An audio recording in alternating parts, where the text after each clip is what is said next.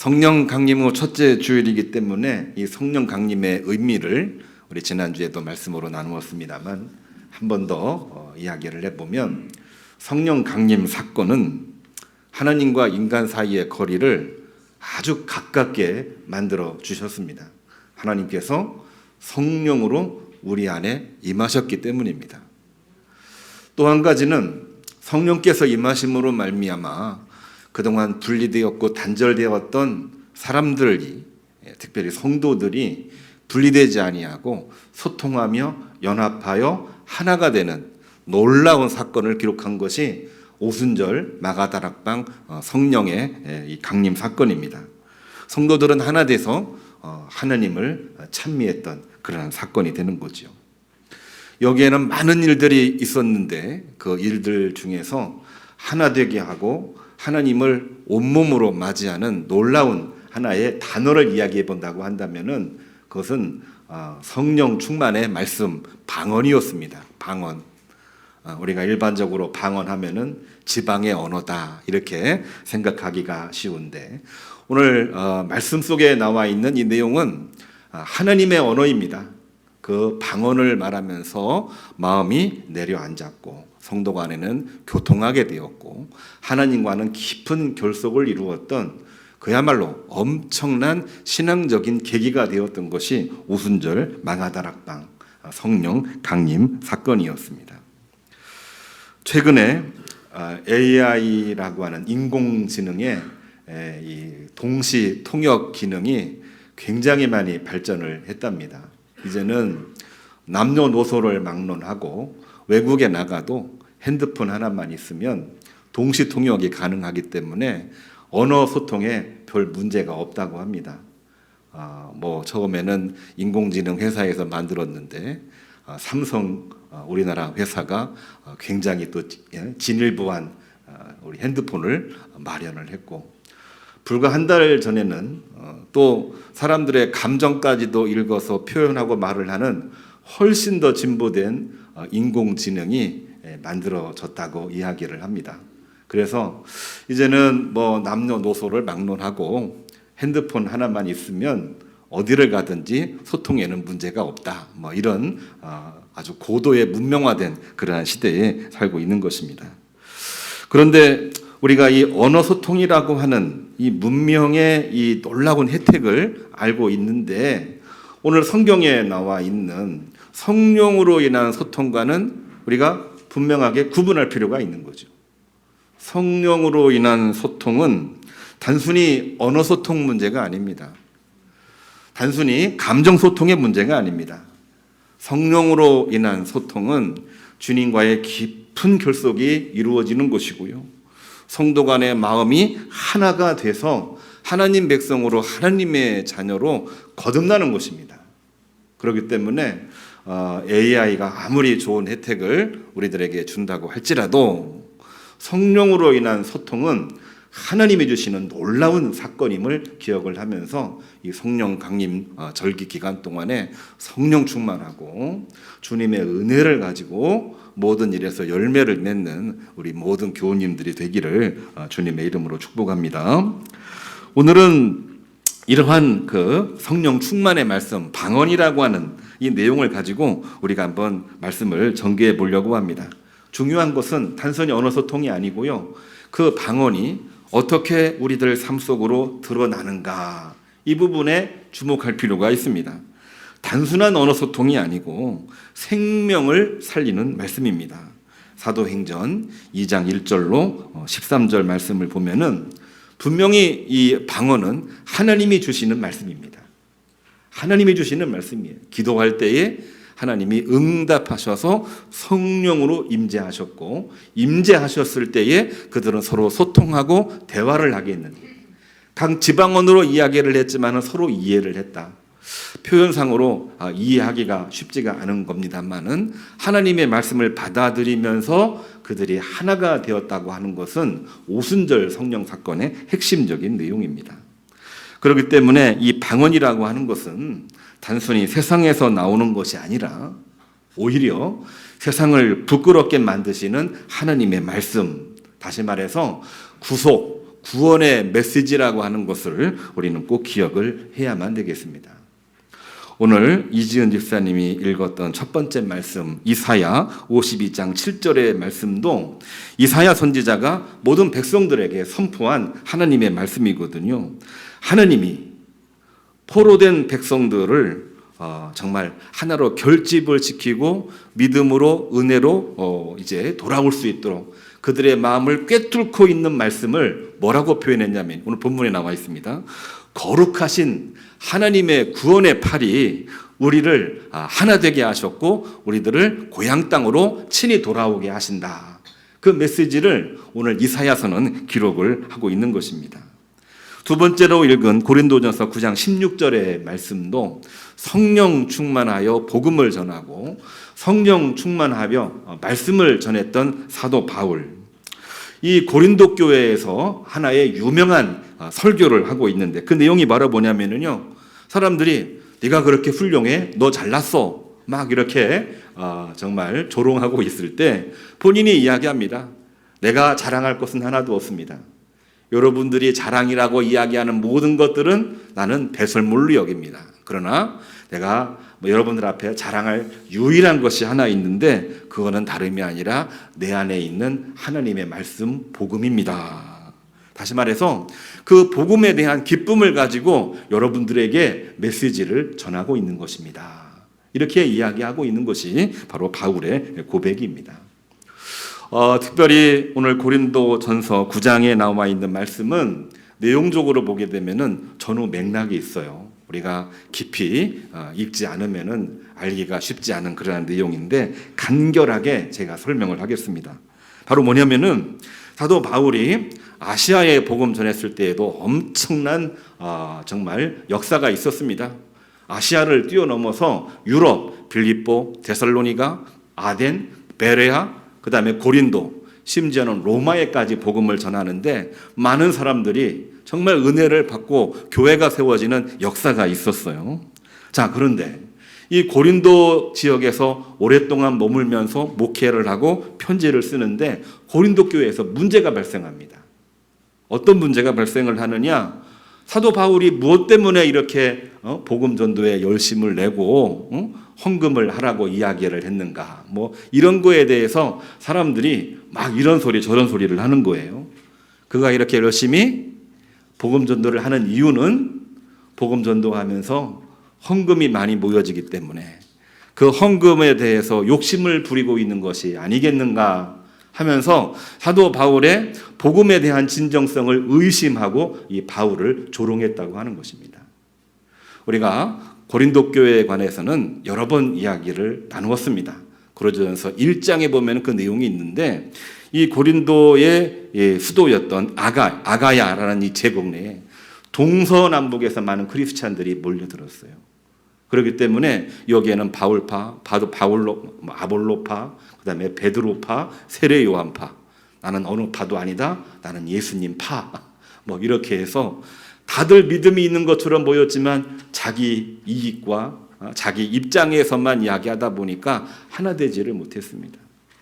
복음을 전해도 복음이 제대로 들어가지 아니하고 자기하고 반대가 되는 이야기를 하면은 상대방을 공격하고 힐난하는 일들이 이 고린도 교회에서 벌어졌기 때문에 사도 바울은 그곳에 머물고 있는 동안 목회하기가 결코 쉽지가 않았어요. 그래서 거기서 벌어진 문제가 모여진 헌금입니다. 교회가 부흥되긴 했지만 결국에는 물질적인 문제가 생기면서 그 문제에 대해서 바울을 공격하고 조롱하는 일들이 벌어지게 된 것이죠. 그래서 우리가 말씀을 오늘 두 번째로 읽은 말씀인데요. 자세히 잘 읽어보면은 그 내용이 나와 있는데 바울은 세 가지로 본인의 입장을 분명하게 밝힙니다. 첫째, 13절입니다. 모든 사역자들의 급료와 생활비는 헌금으로 감당하는 것이 마땅하다. 첫 번째 입장입니다. 두 번째 입장이 뭐냐면요. 15절인데요. 바울은 그럼에도 본인이 전도하고 선교할 때에는 자비량으로 특별히 본인의 직업이 천막을 제조하는 그러한 직업을 가지고 있었는데 그 텐트를 제작하고 판매해서 나온 수익금을 가지고 생활비를 썼고 선교비에 사용했습니다. 세 번째로는 16절입니다. 그러므로 나의 선교는 하나님 명령에 순종하여 내가 선교하고 있는 일입니다. 그리고 여러 가지 형편은 어렵지만 저는 이 일을 기쁨으로 감사함으로 감당하고 있습니다. 이렇게 표현하고 있는 내용이 오늘 두 번째로 읽은 그러한 내용입니다. 자, 내용적으로는 우리가 이해가 되지요. 당연히 급료는 헌금으로 우리가 해야 됩니다. 그러나 나는 자비량으로 했습니다. 그렇기 때문에 내가 전하고 있는 이 모든 복음은 하나님 말씀에 순종 순복하여 내가 전하고 있는 것입니다. 명료하지요. 명료합니다. 다시 말해서 이 말씀을 뭐라고 표현을 하냐면요, 성령으로 충만하여 주님의 은혜에 감사하여 내가 이 일을 감당하고 있음을 사도 바울은 분명하게 제시하고 있는 것입니다. 우리가 주의 일을 한다, 우리는 믿음으로 산다, 이런 이야기를 할 때에는 우리는 두 가지 단어가 필요합니다. 성령으로 충만해야 되고, 주님 은혜로 살아가는 사람들이 크리스찬입니다. 그게 바로 교회입니다.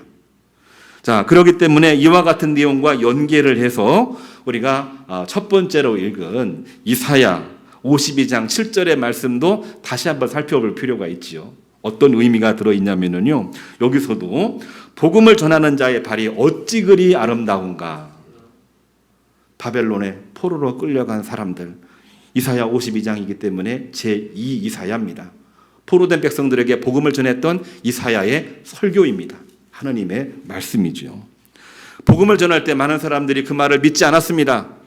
그리고 내가 무엇 때문에 그 복음을 전하는가, 이사야를 힐난하고 조롱하기도 했습니다. 그때 이사야는 믿음으로 선포합니다.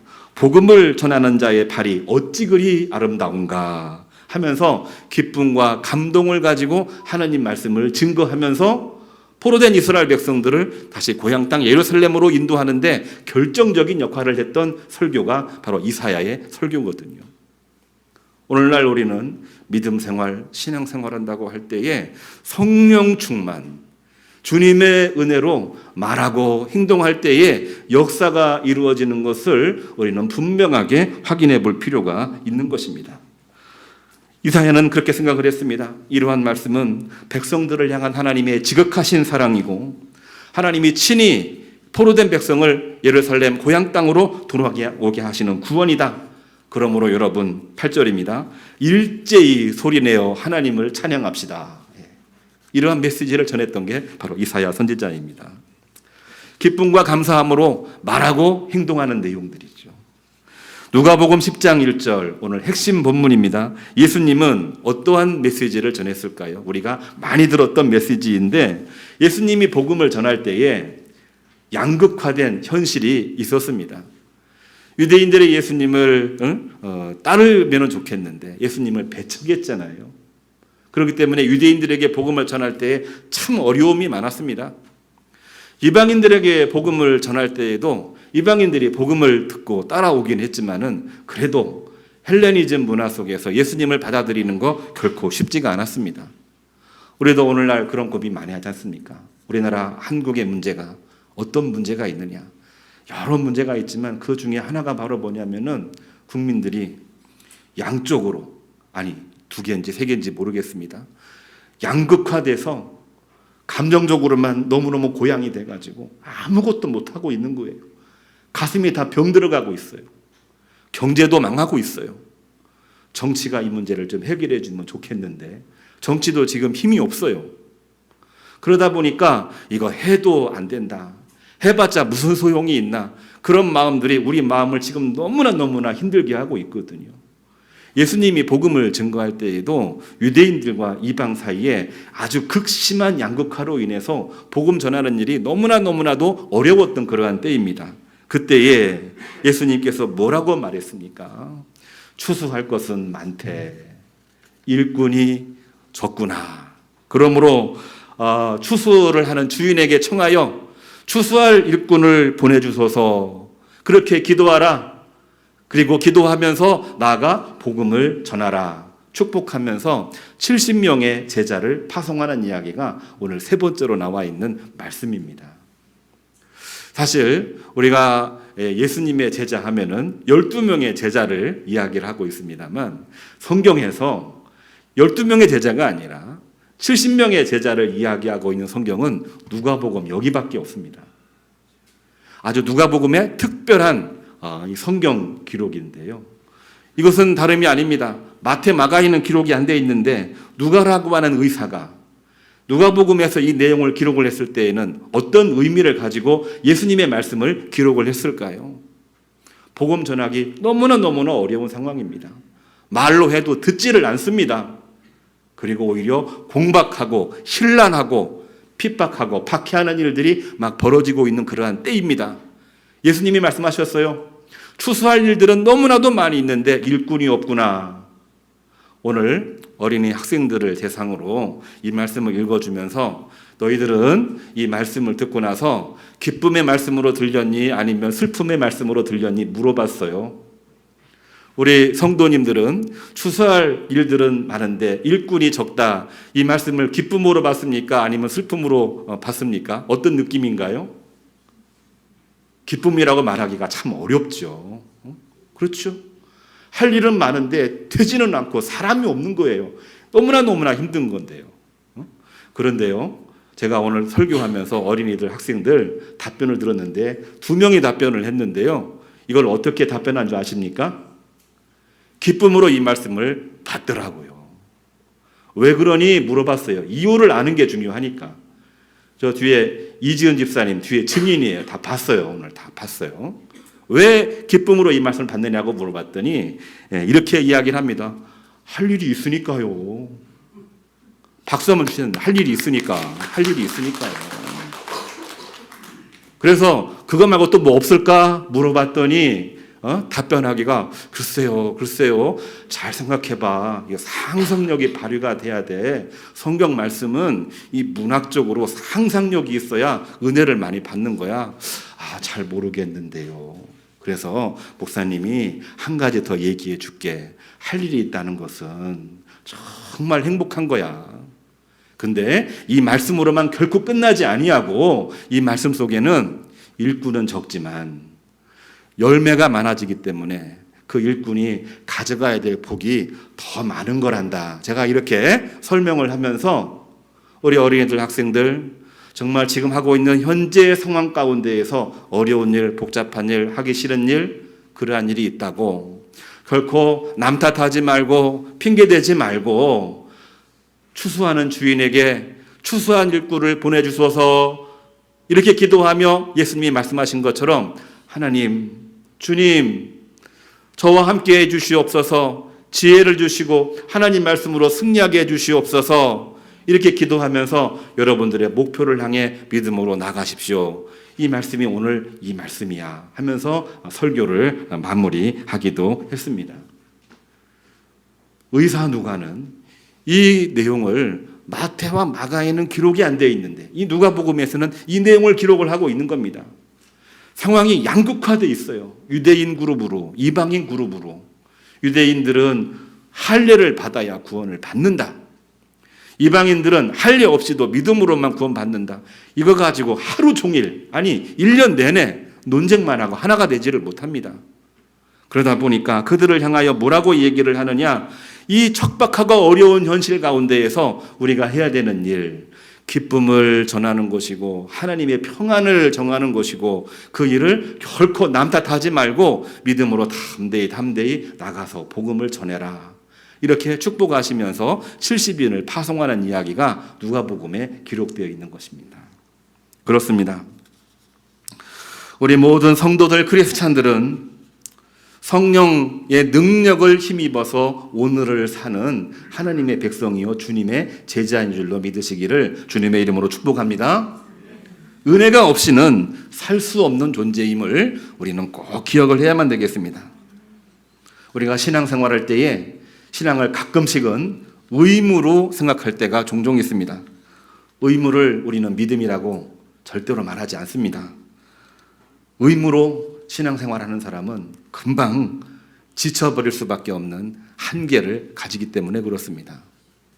어떤 분들은 말씀을 잘 소화해서 이거는 나의 소신이야, 당위야 하면서 당위로 여기는 분들도 종종 있어요. 제가 그 부분을 굉장히 많이 고민하고 기도하고 있는데 당위 또한 역시 신앙이라고 말하지 않습니다. 왜냐하면 상황에 따라 포기할 때가 너무나도 많기 때문에 그렇습니다. 믿음은 무엇인가요? 믿음은 은혜를 알고 성령으로 충만하여 그것을 품고 기쁨과 감동으로 하는 것을 우리는 믿음이라고 표현하고 있는 것입니다. 오늘 말씀의 제목이 뭔가요? 성령 충만, 주님의 열매를 맺는 성도 여러분 되기를 간절히 소망합니다. 이게 바로 오늘 기도의 제목이고 말씀 제목이거든요. 믿음으로 하는 사람은 지치지 않습니다. 믿음으로 하는 사람은 포기하지 않습니다. 왜? 성령께서 그 안에 계셔서 우리와 함께 하시기 때문에 지치지가 않습니다. 힘들면 더 힘이 납니다. 그리고 당위로 하는 사람은 금방 포기하게 되지만 하나님이 함께 하시고 하나님의 명령이기 때문에 더 열심을 냅니다. 그래서 베드로는 하나님 앞에 기도할 때 하나님이 공급하시는 힘으로 하나님이 주시는 말씀으로 복음을 전하는 일에 열심을 내었던 것입니다. 우리가 하나님 앞에 기도할 때 어떻게 기도하고 있나요? 우리는 복을 구할 때가 많이 있습니다. 복을 구하지 않는 성도 계십니까? 모두가 다 복을 구하고 있지요. 표현을 한번 바꿔보자 합니다. 복을 구하는 것도 좋은데요. 복이라는 단어보다는 은혜를 구하면서 기도하시기를 주님의 이름으로 축복합니다. 복과 은혜의 차이가 뭘까? 제가 볼 때는 큰 차이가 없어요. 그냥 언어의 어떤 차이라고 생각이 됩니다. 그러나 오늘 한번 구분해서 이야기를 해본다고 한다면은 복은 당장 눈앞에 보이는 가시적인 어떤 열매를 이야기할 때 우리는 복이라고 이야기합니다. 거기에만 집착하는 그런 습관들이 있는 거죠. 그런데 은혜를 구하는 사람은 다릅니다. 눈앞에 당장 커다란 열매가 없다고 할지라도 주님이 나와 함께 하시면 내 안에 성령께서 계시기만 하면 나는 지치지 않습니다. 포기하지 않습니다. 나는 절망하지 않습니다. 그 믿음을 가지고 나갈 때 하나님께서 복에 복을 주시고 은혜 위에 은혜를 내리시는 줄로 믿으시기를 주님의 이름으로 축복합니다. 그래서 오늘 누가복음 10장 5절에 예수님은 분명하게 이렇게 말씀하고 계십니다. 너희들이 어느 집에 들어갔는지 먼저 말하되 이 집에 평안이 있을지어다. 이렇게 말을 하라고 이야기를 합니다. 나 때문에 와라. 너 와야 된다. 너 오지 않으면 큰 문제 생긴다. 이런 얘기 말고 당신에게 하나님의 평안이 있기를 간절히 소망합니다. 내가 품었던 성령의 충만함, 내 안에 가지고 있었던 주님의 은혜를 그대로 증언하라고 오늘 예수님은 말씀하고 있는 겁니다. 만일 평안을 받을 사람이 거기 있으면 너희의 평안이 그들에게 머물 것이요. 말씀 그대로 이야기합니다. 그렇지 않으면 그 평안이 너희에게 돌아오리라. 할렐루야. 그 평안을 전했는데 그가 받아들이면은 그도 평안하고 그가 받지 않으면은 그대로 나에게 샬롬, 이 평안의 은혜가 돌아온다는 얘기입니다. 자, 이 말씀 우리가 모르고 있는 말씀이 아닙니다. 너무나도 잘 알고 있는 말씀인데 이 말씀을 다른 각도에서 다시 한번 이야기를 합니다. 우리가 은혜를 품고 있어야, 은혜를 입어야 성령 충만, 기쁨과 감격, 열매로 이어진다는 사실을 예수님은 분명하게 말해주고 있는 것입니다. 우리가 왜 신앙생활 하다가 낙담을 합니까? 충만하지 못하기 때문에 그렇습니다. 신앙생활 하다가 왜 우리가 딴 데 눈을 돌립니까? 우리 마음속에 하나님을 모시지 못할 때에 그러한 시험과 올무에 빠지고 있는 것입니다. 성령 충만할 때에 주님의 은혜가 있는 것이고 은혜가 있을 때에 우리는 그 어떠한 일도 잘 감당하고 열매가 있고 영혼이 잘됨 같이 범사의 다른 모든 일에도 은혜와 열매가 충만하시는 줄로 믿으시기를 주님의 이름으로 축복합니다. 태신자 초청이 이제 가까이 왔습니다. 오늘 광고 말씀드렸기도 했는데요. 이것도 의무와 당위로 생각하고 하고 있지는 않습니까? 저도 그런 적이 없는 게 아닙니다. 근데 잘 안 오더라고요. 또 안 오고 나니까 너무 많이 실족하기도 하더라고요. 그렇지만 우리 절대로 포기하지 말고 절대로 우리가 실족하지 말고 은혜를 가지고 은혜를 전하시기를 주님의 이름으로 축복합니다. 은혜를 구하고 은혜를 전하면은 실족하지 않습니다. 포기하지 않습니다. 왜 나에게도 좋고 그에게는 더 좋은 일인데 왜 우리가 포기해야 됩니까? 포기해야 될 이유가 전혀 없는 거지요. 그렇게 주신 은혜를 가지고 나갈 때 하나님이 주시는 기쁨, 하나님이 주시는 이 하나됨, 하나님이 주시는 놀라운 은혜가 우리 교우님들 현재와 미래 위에 넘치게 되는 줄로 믿으시기를 주님의 이름으로 축복합니다. 오늘은 은혜를 품고 움직이는 성령 강림 후 첫 번째 주일입니다. 성령 충만함으로 주님의 은혜를 품으시기를 바랍니다. 뿐만이 아니라 주님의 사랑을 증거하는 도시 농어촌 주일이기도 합니다. 농어촌 도시에 수많은 믿지 못하고 있는 분들, 우리 가난한 교인들, 또 지금도 신음하고 있는 모든 환우들, 그들에게도 하나님의 구원의 소식, 기쁨의 소식을 증거하면서 영접하시는 교우님들 되기를 주님의 이름으로 축복합니다. 우리는 홀로 하지 않습니다. 하나님께서 함께 하십니다. 하나님도 성삼위 일체로 연합하여 함께 하신다고 얘기했습니다. 성부 하나님은 우리들에게 말씀을 주십니다. 성부 예수님은 우리들에게 자기 몸을 주셨습니다. 성령의 하나님은 우리로 하여금 충만케 하셔서 때를 따라 계기를 만들어 주시고, 때를 따라 지혜를 주시고, 때를 따라 권능을 우리에게 주십니다. 그런 말미암아 열매가 넘치기를 주님의 이름으로 축복합니다. 오늘 시편 기자는 시편 31편 3절에 이렇게 고백을 했습니다. 성령 충만, 주님의 은혜를 품고 있는 시인의 고백입니다. 주는 나의 반석과 산석이시니 그러므로 주의 이름을 생각하셔서 나를 인도하시고 지도하소서. 하나님 함께하여 주옵소서. 이렇게 찬미하면서 본인의 일을 감당을 했습니다. 이제 5월 마지막 주일입니다. 5월달, 6월달 하나님의 놀라우신 은혜와 복이 교우님들 가정 위에, 직장 위에, 일하고 있는 모든 일터 위에 충만하시기를 주님의 이름으로 축복합니다. 오늘 파송 찬양, 파송의 노래 함께 부르겠습니다.